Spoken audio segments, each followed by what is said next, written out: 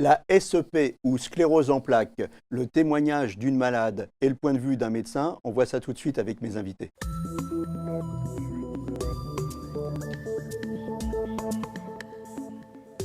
Alors avec moi sur le plateau de Capital Santé, le professeur Bruno Stankov, vous êtes professeur en neurologie à l'hôpital Saint-Antoine et vous êtes chef d'équipe à l'ICM, c'est l'Institut du cerveau et de la moelle épinière, et Annie.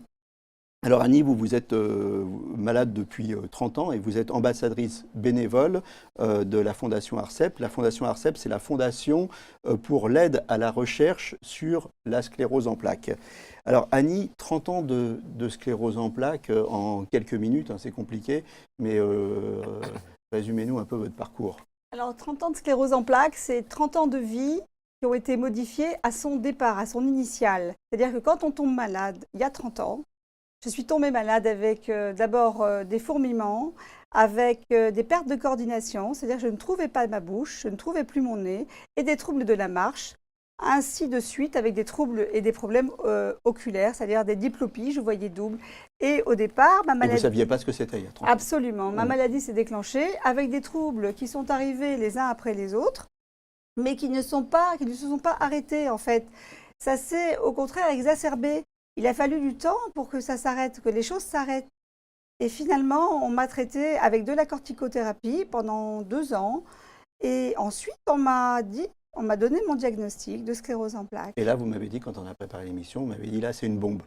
Oui, c'est une bombe parce que d'abord, vous avez une vie, je venais de me marier, j'avais des objectifs dans ma vie différents de ceux que j'ai aujourd'hui. C'est-à-dire que j'avais un emploi où j'étais ingénieur commercial et mon activité était au top de mon activité, c'est-à-dire au top de ma vie. C'est-à-dire je ne pensais qu'à ça au départ. Et on tombe malade. Et quand on tombe malade, eh bien, il y a tout qui se modifie. Et qu'est-ce que je vais devenir? Alors on m'annonce que j'ai une sclérose en plaques, mais qu'est-ce qui va se passer? Qu'est-ce que je vais faire de ma vie? Est-ce que je vais travailler? Est-ce que je vais être en fauteuil roulant? Est-ce que je vais avoir des enfants?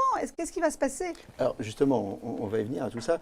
Vous m'avez dit aussi, vous m'avez dit, quand on m'annonce ça, au bout d'un moment, je m'aperçois que je suis marié avec cette maladie. Je ne peux pas m'en départir, de toute façon, je ne peux rien faire, je suis marié avec elle.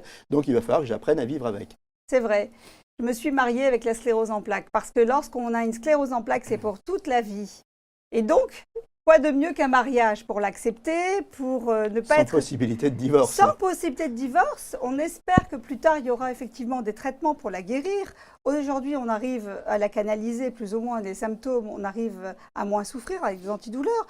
Mais disons que quand vous avez une sclérose en plaques, il faut vraiment se marier avec elle. Il ne faut pas être dans le déni de la maladie. Il faut l'accepter pour vivre mieux. Qui vous a aidé? Vous m'avez dit, mon combat, c'était, je voulais avoir des enfants. Mon combat, c'était d'avoir des enfants. Vous en avez eu? Voilà, absolument. J'ai eu deux enfants, j'ai une fille et un garçon. D'abord, j'étais mariée et je me suis dit, une vie avec une malade, être malade toute sa vie sans rien avoir autour, c'est quoi? Aller mourir directement? Non, je veux faire des enfants, je veux avoir une vie normale. Et c'est ce que j'ai fait, je me suis attachée à ça. Alors vous avez une pêche formidable, hein, quand on vous voit comme ça. Oui, c'est vrai. Hein, mais par contre, vous m'avez dit, en préparant l'émission, bah oui, j'ai la pêche, mais enfin, je suis quand même malade. Oui, je suis très malade. Ça ne se voit pas physiquement, à part quand je marche, parce qu'évidemment, je marche avec une canne. Mais cette maladie est visible et invisible. D'abord, il y a la fatigue le matin. Quand vous vous levez, vous avez des jambes qui sont complètement serrées. Elles sont dans un étau, mes jambes. Et c'est comme du papier cartonné. Le matin, il faut se mettre en route. C'est comme si on était un petit vieux. Hein, oui, ça, oui. C'est-à-dire que je ne peux pas me lever comme ça. On ne peut pas me dire, allez hop, saute de ton lit et viens. Non, c'est pas possible. Il faut une préparation. C'est-à-dire que mes jambes, c'est du plomb. Mes jambes sont plomb. Et quand je marche, quelqu'un les tient, me les retient. Donc, elles n'avancent pas. Et ça, c'est très difficile. Donc, chaque soir, quand je me couche, je prie. Je prie. Et je dis, mon Dieu, demain matin, laisse-moi me lever. Laisse-moi me lever. Et mes fourmillements, laissez-moi tranquille. Je parle à ma maladie. Et le moral, parce que vous avez un moral terrible, c'est super important. Oui, en fait. Ah oui, le moral, c'est 99,9% de la maladie. Avoir la force tous les matins, avoir la pêche, même si on est un peu, comment dire, on n'y croit pas tous les jours. Hein, il y a des moments où on a des absences. Il faut écouter sa maladie, mais il ne faut pas s'écouter. Vous avez tout compris. Hein, c'est ça? Vous avez tout compris. Alors, 2 messages, hein, puisque vous êtes aussi ambassadrice bénévole de l'ARCEP. Oui. Donc, 2 messages. Il y a 2 campagnes qui arrivent bientôt. Il y a la campagne Fête des mères oui. et puis la campagne mondiale contre la sclérose en plaques. avec qu'est-ce qu'il faudra faire avec ça? Alors, ça, c'est Là, je vois une belle petite fente, il va falloir mettre de l'argent Oui, là-dedans, il faut c'est mettre ça? de l'argent. Hein? Voilà, c'est ça. La campagne Fête des mères, c'est une campagne d'information sur la sclérose en plaques. C'est également une campagne pour la collecte de dons pour essayer de financer un programme de recherche, parce que la recherche, c'est demain, c'est aujourd'hui, et ça, c'est très important. Et grâce à cette petite boîte, les commerçants qui ont envie d'être partenaires et sont sensibles à cette maladie la mettent sur leur comptoir, les gens viennent mettre des pièces et ça fait avancer la recherche médicale. Parce La qu'il journée faut mondiale, savoir... c'est le 30 mai. Voilà, absolument. Il faut Et savoir... la recherche, c'est votre espoir, et Et l'espoir, c'est le moral. Vous avez C'est tout ce qu'on m'avait compris, dit. absolument. Et la recherche, c'est très important. C'est 3 femmes pour un homme dans la sclérose en plaques, et c'est 100 000 personnes, et 2 300 000 personnes dans le monde, et 100 000 personnes en France.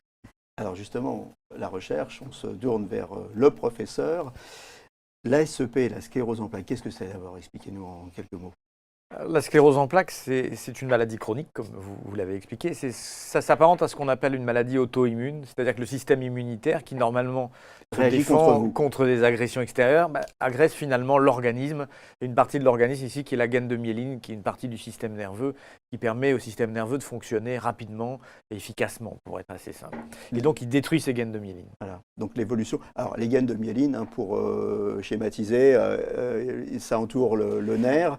Exactement. Et c'est comme un fil électrique, et puis autour, ce serait le truc protecteur, c'est ça? C'est comme oui, c'est ça, une gaine autour du nerf qui lui permet à la fois de le protéger Voilà. et puis d'accélérer sa capacité de conduction. Ça Voilà. multiplie par 50 la Conduction vitesse de saltatoire, conduction c'est ça. des messages, des influx nerveux. Voilà. En fait. Donc Oui. quand il n'y a plus la graine, eh ben, la gaine, ça marche moins bien. Le système fonctionne moins bien, Voilà. absolument. L'évolution, c'est quoi?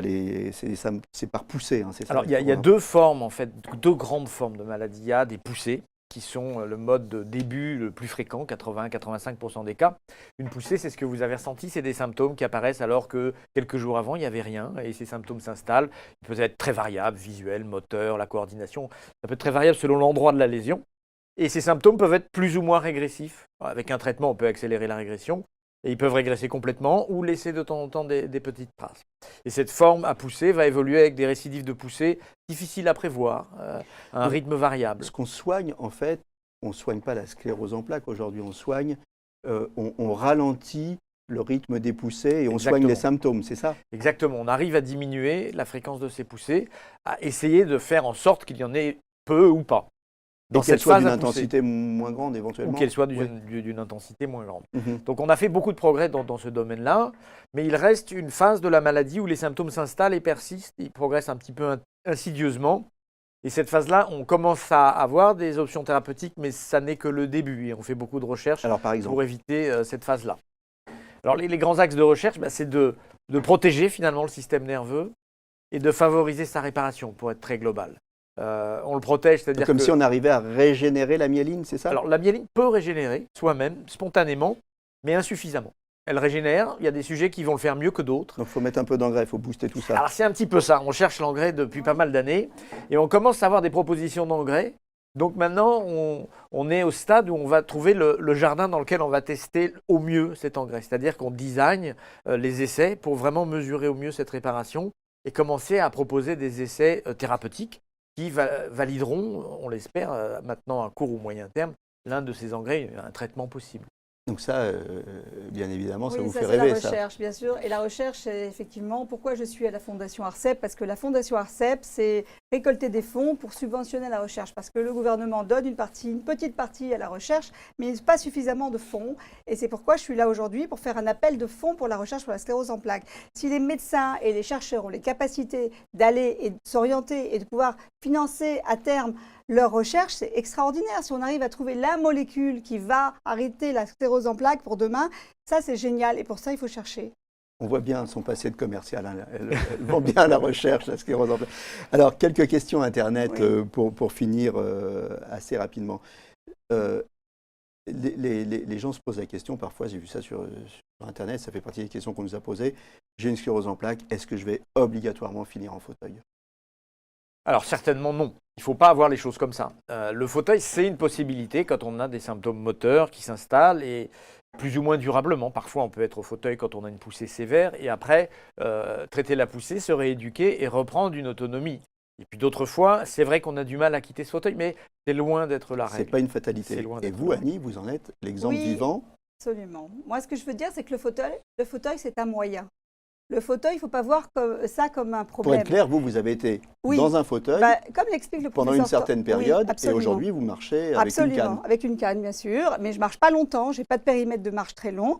Et quand j'ai besoin d'avoir un périmètre de marche plus long, je prends mon fauteuil. Il ne faut pas avoir peur du fauteuil. Le fauteuil, c'est un moyen. Et surtout, lorsqu'on est dans le fauteuil, c'est vrai que quand j'étais en fauteuil, je n'avais pas la possibilité du tout de marcher. Mais il faut pas voir ça.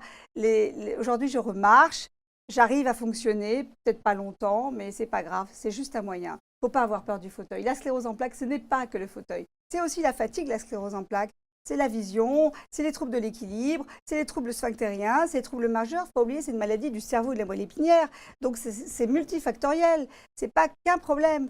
Donc il n'y a pas que le fauteuil roulant dans la sclérose en plaques. Il y a d'autres choses. Autre question vue sur Internet, on y a répondu par anticipation, c'était est-ce que je peux avoir des enfants? Oui, vous en avez eu 2, mais corollaire à la question, est-ce que je vais transmettre la sclérose en plaques à mes enfants? Alors, c'est 2 messages très importants, très importants. Évidemment que les femmes peuvent avoir des enfants et c'est extrêmement important de le répéter. Les femmes vont même mieux pendant la période de la grossesse et elle a un effet protecteur sur la maladie. Donc, c'est vraiment à démystifier, on peut tout à fait avoir des enfants. Le deuxième point, c'est que ça n'est pas une maladie héréditaire, comme les maladies héréditaires classiques qu'on transmet à ses enfants, un enfant sur 2, etc. Donc ce n'est pas une maladie qui doit empêcher d'avoir des enfants sur le principe qu'on pourrait conférer un risque de maladie.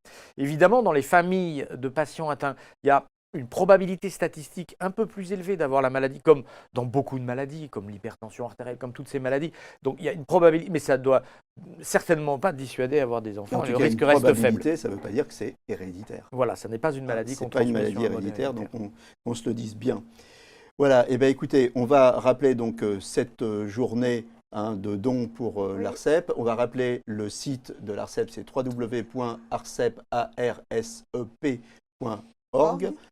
Et donc la journée, c'est La journée mondiale de la sclérose en plaques, c'est le 30 mai. le 30 mai. Mais la boîte est chez les commerçants. Si vous souhaitez la mettre, vous appelez directement l'ARCEP au 01 43 90 39 39. Directement.